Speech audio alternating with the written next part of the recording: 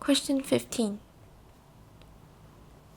Matthew pushes two stakes, A and B, straight into the ground until the length of each stake that is above the ground is the same. 1/3 of A and 1/8 of B are in the ground.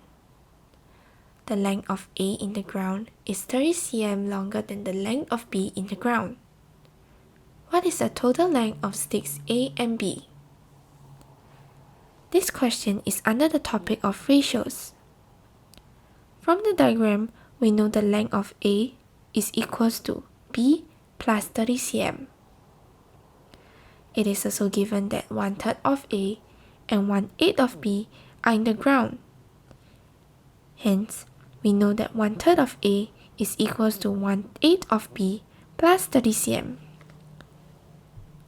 We can solve this simultaneously. First, we substitute equation 2 into equation 1. Then, we expand the equation like this. Now, we bring the B to one side of the equation to solve for B.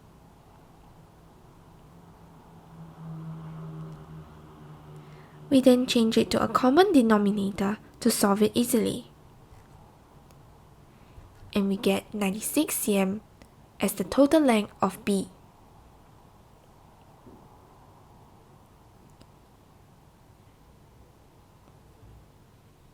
We get 96 cm as the length of B.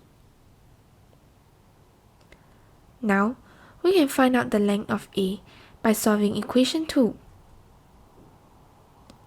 We will derive as 126 cm for the length of A. To find the total length of stakes A and B, we add them up to get 222 cm as our answer. Hence, we get option 3 as our answer.